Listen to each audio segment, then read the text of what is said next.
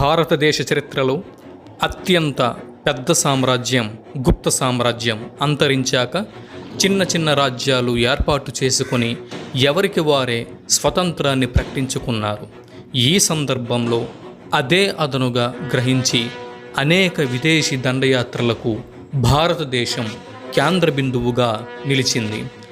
చిన్న రాజ్యాలపై దండెత్తి దేశాన్ని కొల్లగొడుతున్నారు విదేశీయులు. స్త్రీలను, వృద్ధులను, బాలలను, దొరికిన వారిని దొరికినట్టుగా కనిపించిన వారిని హింసించడం మొదలుపెట్టారు. చిన్న రాజ్యాలను ఏకం చేసి వారికి నాయకత్వం వహించి పరదేశీయుల దండయాత్రల నుండి స్వదేశమును రక్షించగల చక్రవర్తిత్వం లేకపోయింది. అటువంటి ప్రత్యేక పరిస్థితులలో దేశ రక్షణ, ధర్మరక్షణ కొరకు నడుం బిగించి భారత చరిత్ర పుటల్లో తలొక్కున మెరిశారు రాజపుత్రులు.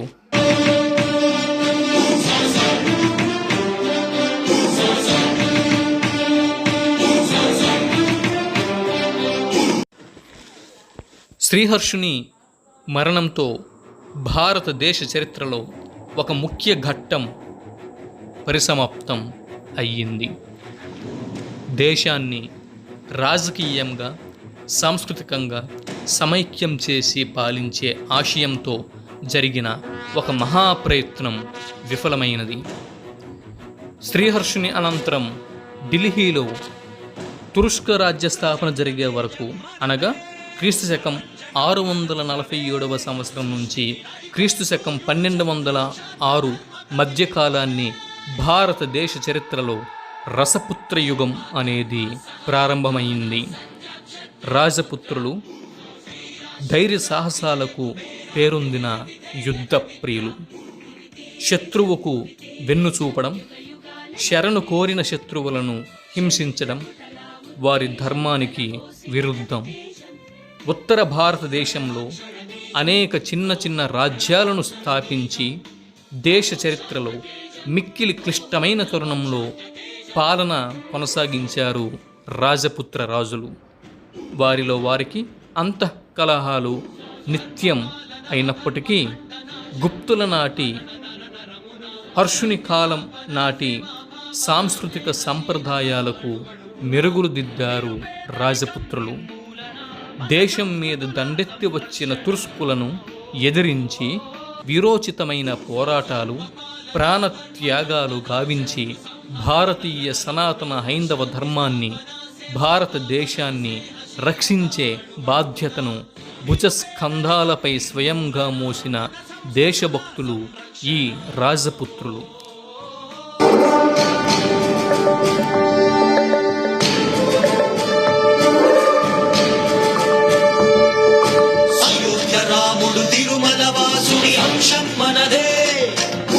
కృష్ణుడు, జైనుడు, గౌతమ బుద్ధుడు క్షత్రియ ధనులే. రాజపుత్రుల పూర్వ చరిత్ర వివాదాస్పదంగా ఉన్నది. వీరి పుట్టుకను గురించి చరిత్రకారులు రకరకాలైన అభిప్రాయాలను వ్యక్తం చేస్తున్నారు. రాజపుత్రుల చరిత్రలను తెలుసుకొనుటకు ఆధారాలు వీరి వీరగాథలే. భారతదేశంలో ఏర్పడిన అనిశ్చిత పరిస్థితులను పూరించేందుకు సమర్థవంతమైన నాయకత్వానికై హిందూ పీఠాధిపతులు ఆ కాలంలో దేశమంతటా గాలించారు.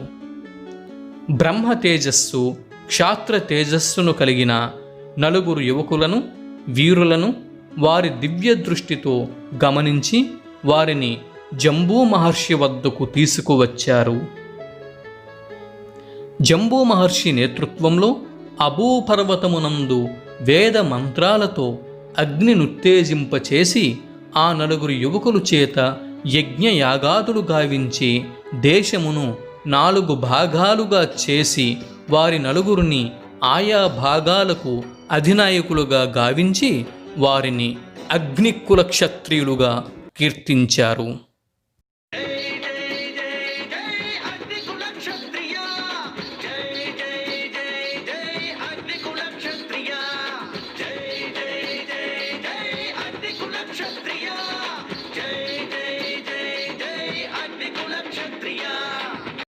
ఈ అగ్నికుల క్షత్రియ కులం నుంచి ఉద్భవించిన వారే చౌహానులు, సోలంకీలు, ప్రతీహారులు, పల్లవులు అనున్నది ఒక కథనం. వీరి కథనం ప్రకారం అగ్ని అనగా వేదం, కులం అనగా ధర్మం, క్షత్రియ అనగా రక్షకుడు అనగా వేదాలను, ధర్మాలను రక్షిస్తూ రాజ్య పాలనకై ఏర్పరిచిన కులమే అగ్నికుల క్షత్రియ కులం అనున్నది వీరి యొక్క కథనం. అగ్నికుల క్షత్రియ సామ్రాట్ పృథ్వీరాజ్ చౌహాన్ యొక్క ఆస్థాన కవి, పృథ్వీరాజ్ చౌహాన్కు ఆప్తమిత్రుడు అయినటువంటి చాంద్ బర్దాయ్ అను కవి తన పృథ్వీరాజ్ రాసో అనే గ్రంథములో వీరు అగ్నికుల క్షత్రియులు అని వివరించాడు. కాగా స్కిథియన్, పహ్లవ, ఘూర్జర, హునా మొదలైన విదేశీ జాతుల సంతతి వారే ఈ రాజపుత్రులు అని టాడ్ అనే చరిత్రకారుడు అభిప్రాయం వ్యక్తం చేశాడు. ఏది ఏమైనా వీరు తమ ధైర్య శౌర్యాలకు చరిత్రలో ప్రసిద్ధికెక్కారు. దేశభక్తిని చూపి దేశీయ సంప్రదాయాలను, కళలను పోషించి విశిష్ట స్థానాన్ని సంపాదించారు రాజపుత్రులు.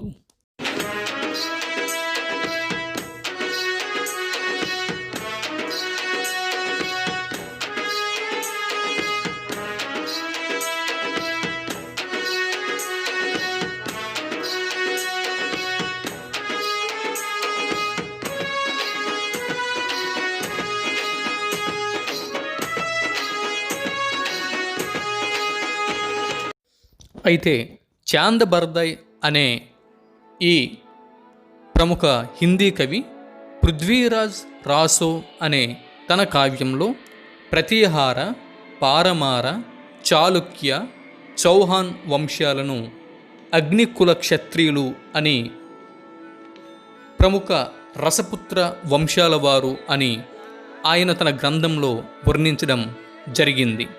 లోకంలో క్షత్రియులను అంతరింపచేసి అభూశిఖరం మీద పరశురాముడు చేసిన హోమాగ్ని నుంచి ఉద్భవించిన వీరుడి సంతతి వారు అయినందువల్ల వీరు అగ్నికుల క్షత్రియులు అయ్యారు అని చాంద్ బర్దాయ్ తన పృథ్వీరాజ్ రాసో అనే గ్రంథంలో పేర్కొన్నారు. ఈ రాజపుత్రులు తమకు తాము మేము సూర్యవంశ క్షత్రియులమని, చంద్రవంశ క్షత్రియులమని, అగ్నికుల క్షత్రియులమని ప్రకటించుకున్నారు. రాజపుత్రుల అవయవ సౌష్ఠవము, శరీర నిర్మాణము ఇతిహాస వీరుల విగ్రహాలను గుర్తుకు తెస్తాయని, రాజపుత్రులు హిందూ మతం పట్ల అపారమైన అభిమానం చూపించారని, అందువల్ల శాసనాల్లోనూ సారస్వతంలోనూ వారి పుట్టు పూర్వోత్తరాలను గురించిన అంశాలను తిరస్కరించడం సమంజసం కాదు అని సి.వి. వైద్య మొదలైన చరిత్రకారులు అభిప్రాయం పడ్డారు. కానీ వాంగ్మయ విషయాలు, శాసన విషయాలు పరస్పర విరుద్ధాలు అయినప్పుడు శాసన విషయాలే అంగీకార యోగ్యాలు అని నీలకంఠ శాస్త్రి వంటి చరిత్రకారుల అభిప్రాయం. ఇక టాడ్ అనే సేనాని రాజపుత్రుల చరిత్రలో గొప్ప పరిశోధన చేసి రాజస్థాన్ కథావళి అనే గొప్ప గ్రంథాన్ని రచించాడు. రాజపుత్రుల్లో ప్రచారంలో ఉన్న గాథలను, వారి ఆచార వ్యవహారాలను నిశితంగా పరిశీలించాడు. యుద్ధాల్లో గుర్రాలను ఉపయోగించటం, ఆయుధాలను, గుర్రాలను పూజించటం, విపరీతమైన మదుపాన ఆసక్తిని కలిగి ఉండటం, శకునాల్లో గాఢమైన విశ్వాసం మొదలైన రసపుత్ర ఆచారాలు వైదేశికమైనవని టాడ్ నిర్ణయించాడు. వారి వివాహ నిబంధనలు కూడా స్థానికమైనవి కావు. అందుచేత భారతదేశం మీద దండెత్తి వచ్చి ఇక్కడే స్థిరపడిపోయిన సిథియన్, పహ్లవ, ఘూర్జర, హూనాది జాతుల సంతతి వారే ఈ రాజపుత్రులు అని టాడ్ అనే చరిత్రకారుడు అభిప్రాయపడ్డారు. హునా అనే పేరున్న రాజపుత్ర తెగ ఒకటి ఉన్నట్లుగా కూడా టాడ్ అనే చరిత్రకారుడు తెలిపాడు. ఉదయించిన సూర్యవంశం ఆధర్మమే కనిపించని రామరాజ్యం. అయోధ్యలో ఉదయించిన సూర్యవంశం ఆధర్మమే కనిపించని రామరాజ్యం. దశరథుని యజ్ఞం ఇచ్చినట్టి ఫలితం, రఘుకుల గోత్రం అగ్నికుల క్షత్రియులం. ఇంద్రుడు కూడా సాటిరాని పాలన మన పల్లవుల వల్లే సాధ్యమైంది స్థాపన. హైందవ ధర్మ రక్షణ కోసం అనేక దేశాల్లో ప్రసిద్ధి చెందిన ఎన్నో ఆలయాలే మనమే నిర్మించాం. దండెత్తి వచ్చే శత్రుసేన సంహారం కోసం చావుని లెక్కే చేయని పృథ్వీరాజు చౌహాను వారసులం. చరితలన్నీ చెరిపేదెవరు, శాసనాలు మార్చేదెవరు, ఉటమి అంటూ ఉన్నన్నాళ్ళు మన కీర్తి శాశ్వతం. ఇటీవల కాలంలో విన్సెంట్ స్మిత్, భండార్కర్ మొదలైన విద్వాంసులు మరొక సిద్ధాంతాన్ని ప్రతిపాదించారు. రసపుత్రుల్లో కొందరు సూర్యోపాసన, మరికొందరు దేశీయమైన సర్పారాధన చేసేవారు ఉన్నారు. అందుచేత భారతదేశంలో స్థిరపడిన హూన, ఘూర్జరాది జాతులు స్థానికులైన భిల్లులు, గోండులు, బహార్లు మొదలైన పర్వత అరణ్య జాతులతో వివాహ సంబంధాలను జరుపుకొని క్రమంగా హిందూ మతాన్ని అవలంబించి భారతీయులు కావటంతో ఈ కొత్త తెగ ఏర్పడిందని చెప్పారు. వీరు ఆయుధాలను ధరించి దేశం అరాచకం పాలైన సమయంలో దేశ రక్షణకు పూనుకున్నందువల్ల ప్రజలు రసపుత్రులను క్షత్రియులుగా పరిగణించారు. ఏది ఏమైనప్పటికీ తమ ధైర్య, శౌర్య, పరాక్రమ పాలనా దక్షత వల్ల రాజపుత్రులు క్షత్రియత్వానికి అర్హులు అని చరిత్రకారులు తేల్చి చెప్పారు.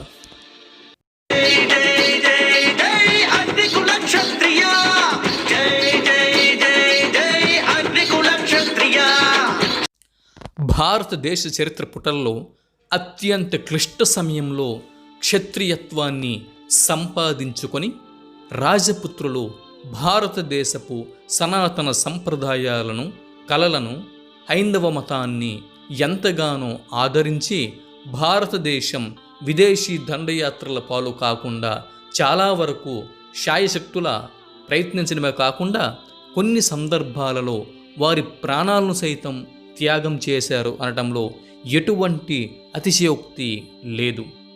అయినప్పటికీ రాజపుత్రుల్లో రెండు ప్రధాన లోపాలు ఉన్నాయి. ఈ రాజపుత్రులందరూ కలిసికట్టుగా, ఐకమత్యంగా ఎన్నడూ వీరు విదేశీ దండయాత్రల్ని ఎదుర్కోలేకపోయారు. వీరిలో ఐకమత్యం అనేది నశించింది. రెండవ ప్రధాన లోపం, ఆధునిక యుద్ధ పద్ధతులను వీరు ఉపయోగించుకోకపోవటం. ఈ రెండు ప్రధాన లోపాల వల్ల భారతదేశంలో అత్యంత శక్తి సామర్థ్యాలు కలిగినప్పటికీ సువిశాల సామ్రాజ్య స్థాపన చెయ్యలేకపోయారు. విదేశీ దండయాత్రల్ని ఎదుర్కోలేకపోయారు. ఫలితంగా ఒక్కొక్క రాజపుత్ర రాజ్యం తురుష్కుల వశం అయింది. భారతదేశంలో ఉన్న ఈ రాజపుత్ర రాజ్యాలు అన్నీ ఐకమత్యంతో కలిసికట్టుగా నడిచి ఉంటే భారతదేశం మీదకి విదేశీ దండయాత్రలు జరిగేవి కాదు. గుప్త సామ్రాజ్యం తర్వాత అత్యంత పెద్ద సామ్రాజ్య నిర్మాణంని వీరు సాధించి ఉండేవారు. కానీ వీరిలో ఐకమత్యం నశించింది. ఆధునిక యుద్ధ పద్ధతులు వీరు వాడలేదు. ఉత్తర భారతదేశములో ఢిల్లీని రాజధానిగా చేసుకుని మొఘల్ సామ్రాజ్యం పరిపాలన కొనసాగిస్తున్నప్పుడు ఇస్లాం సామ్రాజ్యానికి వ్యతిరేకంగా మహారాష్ట్రలో దక్కను ప్రాంతములో ఛత్రపతి శివాజీ మరాఠా సామ్రాజ్య నిర్మాణానికి ఆయన సంకల్పించారు. దానిని ఆయన నెరవేర్చారు. దానికి ప్రధాన కారణం రాజపుత్రులలో లోపించిన విధానం, ఛత్రపతి శివాజీ పాటించిన విధానం. ఒకటి, యుద్ధ పద్ధతి. రాజపుత్రులు ఆధునిక యుద్ధ పద్ధతుల్ని వీరు ఉపయోగించలేదు. తరువాత కాలంలో ఛత్రపతి శివాజీ దక్కన్ భారతదేశములో హిందూ సామ్రాజ్య స్థాపన కోసం ఆయన కృషి చేస్తూ మరాఠా సామ్రాజ్యాన్ని స్థాపించడంలో ఆయన ఉపయోగించిన యుద్ధ పద్ధతులు గెరిల్లా యుద్ధ పద్ధతులు. అటువంటి గెరిల్లా యుద్ధ పద్ధతుల్ని గనక రాజపుత్రులు ఆనాటి కాలంలో అప్పుడే వినియోగించి ఉంటే భారతదేశంలో విదేశీ దండయాత్రలకు అవకాశం ఉండేది కాదు.